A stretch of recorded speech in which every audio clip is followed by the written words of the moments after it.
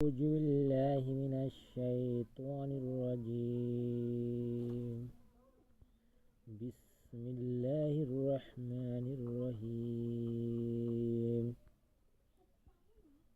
ننزل القرآن ما هو شفاء ورحمة للمؤمنين. সকল প্রশংসা সেই রব্বুল আলামিনের, যে রব্বুল আলামিন আমাকে এবং সকল মানুষকে এবং সকল মাখলুকাতকে সৃষ্টি করেছে। সে রব্বুল আলামিনের প্রতি শুকর আদায় করি। সকলেই বলি আলহামদুলিল্লাহ। প্রিয় দর্শক ভাই ও বোনেরা, আজকে আমি আপনাদের মাঝে এমন একটি আমল নিয়ে হাজির হয়েছি যে এই আমলটি প্রত্যেকটি মানুষই দরকার। যে সকল মানুষ ধন ও সম্পদ খুঁজে বেড়ান, তার অর্থের দরকার, সম্পদের দরকার, ধনের দরকার, তাহলে এই আমলটি করবেন। আল্লাহ তাআলা অবশ্যই আপনি ধন ও মাল দিয়ে ভরপুর করে দেবে। ধন ও মাল দেওয়ার মালিক একমাত্র আল্লাহ তাআলাই ক্ষমতাশালী। তিনি সব কিছু করতে পারেন এবং তিনি ধন ও মাল দিতে পারেন।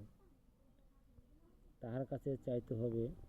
এইখানে দেখতেছেন একটি আমল আমি আপনাদের মাঝে নিয়ে হাজির হয়েছি। সুবহানাল্লাহি ওয়া বিহামদিহি সুবহানাল্লাহিল আযীম। আমলটি আমি আবারও বলছি, সুবহানাল্লাহি ওয়া বিহামদিহি সুবহানাল্লাহিল আযীম। এই কথাটি শুনে একটি লোক চলিয়া গেলেন। কয়েকদিন পর পুনরায় আসিয়া আরজ করিলেন, ইয়া রাসূলুল্লাহ, আল্লাহ তাআলা আমাকে এত বেশি ধন ও সম্পদ দিয়েছে যে আমার ঘরে এখন রাখার জায়গা নাই। এক ব্যক্তির কাছে ধন সম্পদ ছিল না, তাকে ধন ও সম্পদ দিয়েছে। অভাব অনটন ও দরিদ্র থেকে মুক্তি লাভ করার আমল। এইখানে দেখতেছেন যে অভাব ও দরিদ্র মোচনের তসবিহ। এইখানে যে বাংলা দেওয়া রয়েছে, সুন্দর করে পড়ে সুন্দর করে আমলটি করার চেষ্টা করবেন। অবশ্যই আল্লাহ তাআলা আপনি ধন ও মাল সম্পদ দেবে। আবার অনেকে ধন ও মাল সম্পদ দিয়ে কেড়ে নিয়ে আল্লাহ তাআলা পরীক্ষা করে। তাই আল্লাহ তাআলার এই নামটিকে বিশ্বাস করে আপনি আমল করতে পারেন। আল্লাহ তাআলা আপনাকে ধন ও মাল দিয়ে ভরপুর করে দিতে পারে। যদি আল্লাহর প্রতি আপনার বিশ্বাস থাকে তাহলে এটা 100 বার পাঠ করবেন, 113 বার পাঠ করবেন, 100 বার। আসলে এই আমল আমরা অনেকেই করতে জানি বা অনেকেই করতে জানি না, তাই আমাদের কাজ হয় বা হয় না।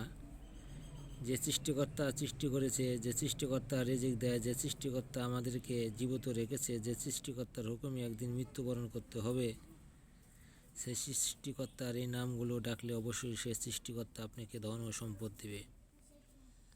আজকে যে বিষয়টা এই তদবির থেকে বুঝতে পারলাম যে আল্লাহ তাআলার এই নামের কত বরকত, কত রহমত আল্লাহ তাআলা দিয়ে রাখছে। সুবহানাল্লাহি ওয়া বিহামদিহি সুবহানাল্লাহিল আযীম। এই আমলটি আপনারা জোহরের নামাজের পরে বসে বসেও করতে পারেন, যে কোনো সময় করতে পারেন। এই আমলটি অবশ্যই সকলেই করবেন এবং যারা আমার চ্যানেলটি সাবস্ক্রাইব করেন না, সাবস্ক্রাইব করে দিবেন। এবং ভালো আমল ও তদবির নিয়ে আমি আপনাদের মাঝে আবারও হাজির হব। আসসালামু আলাইকুম।